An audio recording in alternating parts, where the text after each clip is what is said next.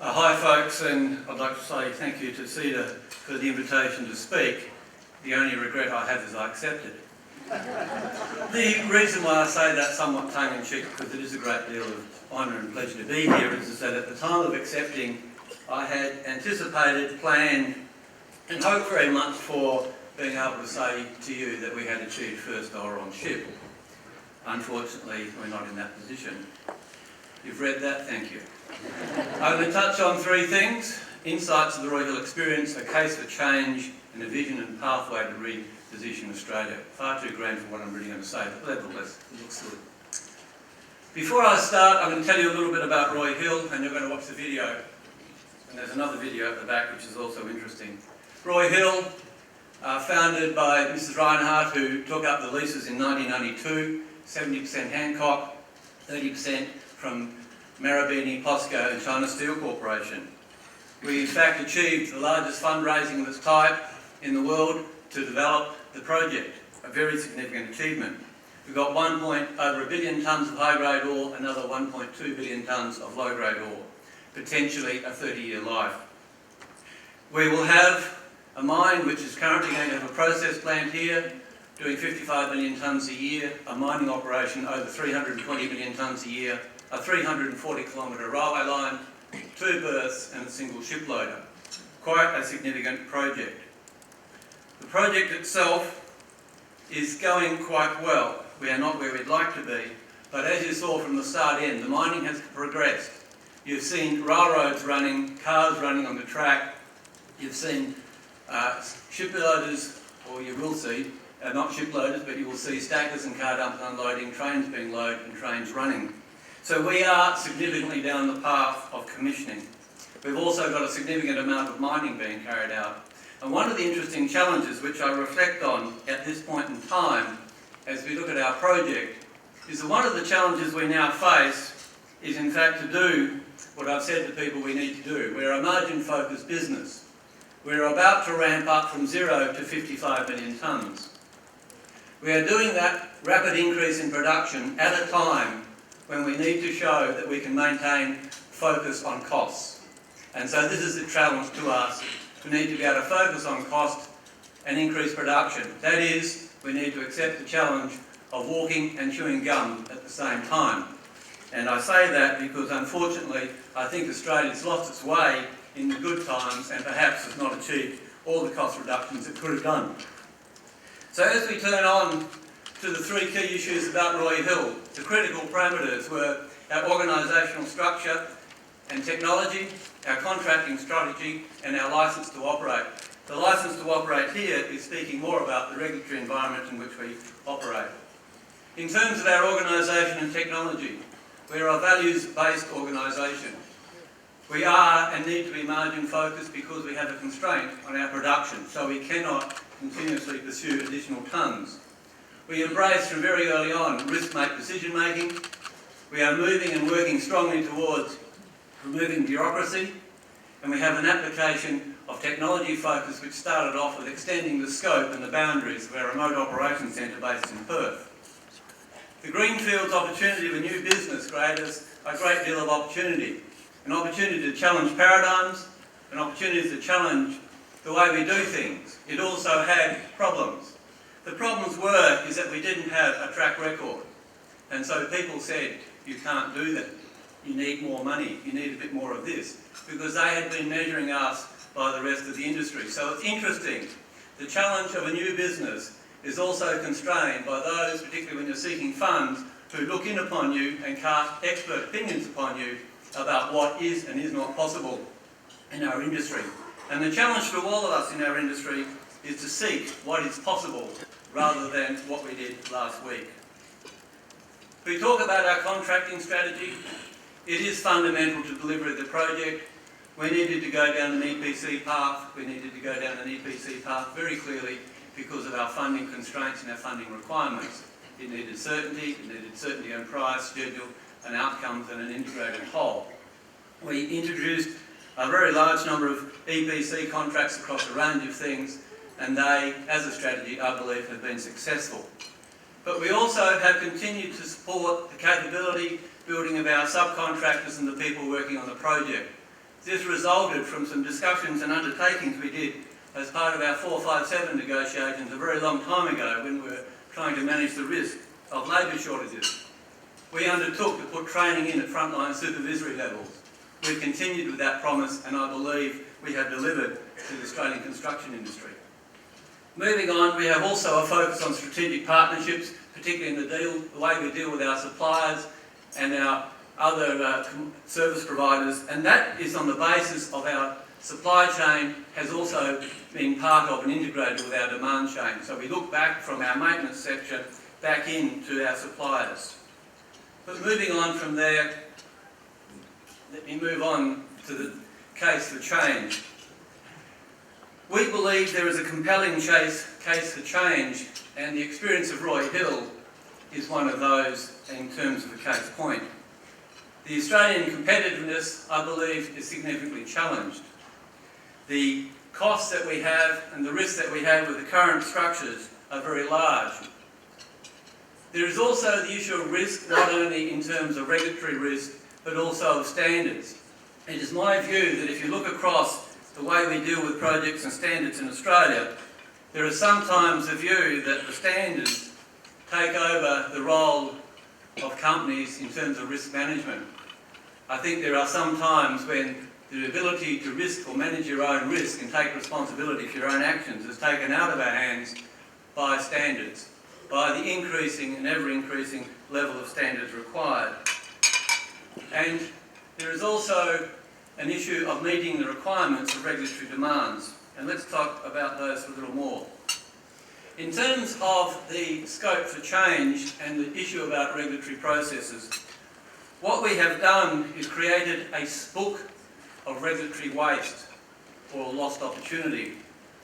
In terms of this case book, we have gone through and used Roy Hill as a live and a real example to identify areas where the scope has been modified, where what we've done has been modified to comply with Australian standards or other standards or regulatory requirements, where the impact of creeping higher standards have been applied to this project, which are not applied to our competitors. Now, some of that is obviously good as technology and the world moves on, but some of those also create a very unfair and uneven playing field. There is a time to take to get approvals, and that time is also a critical issue because by using the time, it becomes a critical parameter. So when you're trying to develop a project, and I think our project is an extremely good case in point, can you imagine us seeking to do the groundbreaking funding in today's market? Today, not last year when we did or the year before, but today. It would be a very different case. And it is very easy to think about the processes we've been through for our approvals process, maybe to have taken 6 months, 9 months longer, and then put us in a position where this project would have gone. So delays in approvals are real, delays in getting projects up are real, and the consequences could be very significant. It also has a secondary issue, is that once you accept that you do need to get projects going, and I think there is universal acceptance that all projects in the iron ore industry needed to be going to catch the peak of the iron ore price. So therefore, the issue of time is a great motivator to get an answer, even if it's suboptimal in terms of the outcome, because it's absolutely imperative in terms of time. And once you have approvals and other issues, then you have the cost and implications of compliance. And an interesting thing about compliance is that compliance and regulation and approvals and other conditions are created in times of plenty, or they were for us. In times when the price of iron ore was high, when the times when industry had a lot of money. Those times change, but sometimes the regulation don't. And so therefore, we do need to make sure that our regulations and our compliance issues take a whole of life, a whole of business perspective, and not some short-term, see, today's good, you guys can afford it. Because maybe in 5 years' time, industry won't be able to afford it. We believe that in creating this casebook, we have been responsible. We've been responsible by saying not just change, because we need less regulation or less red tape. We have briefed people about it. We have a campaign where we've talked to many politicians and many regulators. We have made specific submissions. We have documented the issues and the sorts of events which cause these costs and the total cost of those. And we've committed to do further work to further refine that, to provide a larger smorgasbord of options where people can come and have a look and say, this is real, this was true, and this is maybe a way forward. So we've also put additional work into making some suggestions. Basically, if you look at our project, we've had 10 years in the approvals process, more than 4,000 specific approvals, and I believe if I add up and go through the capital costs and the operating costs of cost and inefficiency, I can find more than $800 million. And that's a reasonably large amount of money. So if I move on, Australia, I believe, needs to be more competitive for projects. Not projects per se, but projects as a broader definition of business. We often speak of projects in Australia as though we need more projects, we need more investments. What you actually are saying is you need more business. In our project, we've worked over 30 million hours. That sounds like a lot of people. It is something like 17,000 person years. Over a 30-year life of a project, we will work something like 70,000 person years of work in direct employment. And I put it to you, do you want the 17,000 short-term spiky, or do you want the long-term perspective which gives you and your children and their children some wealth, some opportunities and some potential? And so I think we need to look within Australia at the context of ensuring that the opportunity to exploit projects through negotiating positions is not misused, and we look to the responsibility for the longer term growth of Australia and the work from that.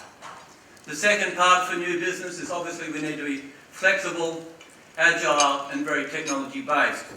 I think the growth of robotics and automation is being consumerised very rapidly, and what that means is that we in industry will need to be very fleet-footed and very agile to do it. So we need to move beyond inquiries. The challenge is enduring and we must be resolute in pursuing reform. Remember, the inefficiency you walk past today is the inefficiency you live with. Everyone in this room who's worked in the area of safety knows that too well. The level of safety you walk past is the level you get. It is something I remind you of in terms of inefficiencies and productivity. And we need to value the ongoing benefits more than just simply the construction phase. I'll leave you with this quote. The industry should take steps to induce the government to remove some of the various serious disabilities by which the industry is hampered. And you look at that and you say, I know who said that. That was someone last year. Almost right. It was said by the Chamber of Mines in 1905.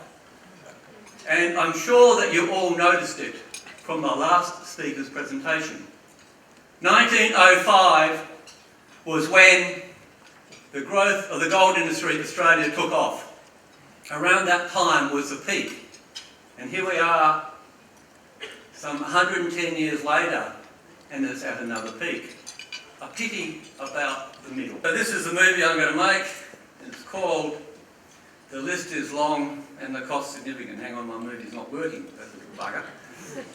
Please work. There we are. The list is long and the cost significant.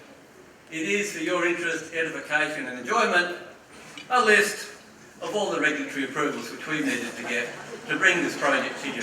So thank you.